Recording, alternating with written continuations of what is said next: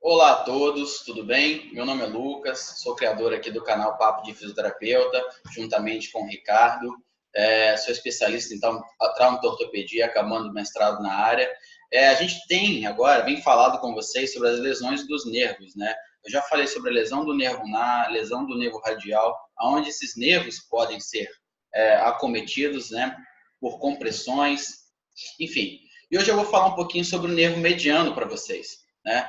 Aonde, né, pelo trajeto desse nervo, ele pode ser acometido, quais são as alterações que essas compressões podem causar, né, importante, né, na parte distal, a parte mais proximal dessa lesão, enfim.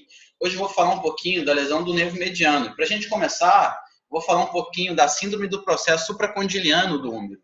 É muito raro isso acontecer. Por que supracondiliano? Porque fica acima do côndilo, do úmero, tá? Temos aqui, vou colocar o spotlight para vocês, só um minutinho. A gente pode perceber aqui na seta que a gente tem um ligamento. Esse ligamento é chamado de ligamento de Struttus. Porém, poucas pessoas possuem esse ligamento, mais ou menos 3% da população. Mas a gente não pode deixar de falar para você.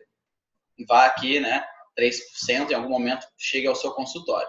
Enfim, né, a gente tem esse ligamento de Struttus e a gente tem aqui o processo supracondiliano, que é chamado de spur. Tá? E o que passa entre o ligamento de Struttus e o processo supracondiliano? Eu vou passar para outra imagem aqui, já deixei para vocês. Né? A gente tem aqui passando sobre ele a artéria braquial em vermelho, né? E também temos o nervo mediano. Então, Lucas, quais são as alterações que a gente pode ter aqui por uma compressão desse ligamento sobre a artéria braquial e no nervo mediano? Principalmente alteração vascular, nós poderemos ter, e alteração motora e sensitiva do nervo mediano, né? Porque ele passa bem abaixo do processo supracondiliano e abaixo do ligamento de Struttus. Então, aqui pode ser a primeira compressão. Mas o que isso pode causar, né, distalmente? A gente pensando numa questão sensitiva, né, e motora desse nervo. Vou passar para vocês. A gente tem aqui o que a gente chama, né, é muito comum, a mão siamesca. Não sei se vocês já ouviram falar nesse momento aqui, mão siamesca, mão simiesca, desculpa,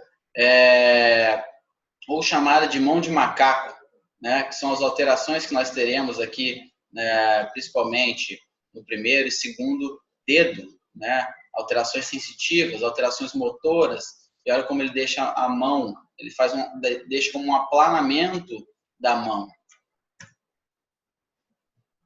Em outra parte, a gente tem a lesão do nervo mediano passando sobre, que a gente chama de síndrome do pronador. Então, o que é a síndrome do pronador? Né? O nervo mediano, como eu disse para vocês, aqui no 5 temos, né, o spur, que a gente chama, o número 6 aqui. Nós temos o ligamento de Struttus, ele passa junto aqui desse ligamento, e aqui, no número 4, nós temos representado o músculo pronador redondo, tá?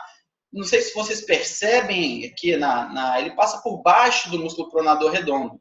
Então, uma das alterações que pode acontecer é a compressão do nervo mediano pelo músculo pronador redondo. Mas o que eu quero que vocês entendam aqui é que o músculo pronador redondo, ele não terá nenhuma alteração sensitiva ou motora, tá? Somente abaixo do músculo pronador redondo, onde o mediano vai inervar, é que a gente vai ter algumas alterações sensitivas e motoras. Porém, o músculo pronador redondo não tem nenhuma alteração. Então, vamos lá. É a compressão, né, do nervo mediano causada pelo músculo pronador redondo, porque ele passa entre as duas cabeças do músculo pronador redondo. Nesse momento, as alterações serão sensitivas e motoras, ok? Vou passar mais uma vez isso agora. Outra lesão que nós podemos ter no nervo mediano é a síndrome do nervo interósseo anterior. O nervo interósseo anterior, ele é somente motor, tá? E não sensitivo. E também a compressão do nervo pronador redondo, porém só no ramo interósseo anterior, que é a divisão do nervo mediano. Então, esse nervo interósseo anterior, vocês precisam entender que ele só faz a inervação, né, da parte motora e não sensitiva. E quais são os sinais, né, que nós teremos? Se vocês pararem para perceber, ele inerva os músculos flexores profundos do polegar, desculpa, o músculo flexor profundo do polegar, né, o pronador quadrado e o flexor profundo dos dedos, os flexores profundos dos dedos, segundo e terceiro dedo, tá? Então, qual é o teste que a gente pode fazer para verificar se o paciente tem a compressão do nervo interósseo anterior pelo músculo pronador redondo, tá? A gente faz o teste de pinça, esse teste da apreensão em pinça. O que acontece? Lembra que eu falei que o nervo mediano, ele é um músculo que inerva o flexor longo do polegar e os flexores profundos dos dedos, né? Então, a gente pede para o paciente fazer um sinal de ok, né? Geralmente, esse paciente não consegue fazer um sinal de ok, ele consegue fazer somente esse sinal. Por quê? Como eu falei, um nervo mediano, ele inerva o músculo, né? Os músculos flexor longo do polegar e os flexores do segundo, né? Do segundo e terceiro dedo, que são esses, que é a última falange fazendo a flexão. Então, o paciente não consegue fazer esse sinal de ok, ele vai conseguir fazer esse sinal, tá? Então, esse é mais um teste que a gente pode fazer aí para ver se o paciente tem alguma lesão neural, principalmente no nervo interósseo anterior. Então, vou resumir para vocês. Primeiramente, o que teremos, né?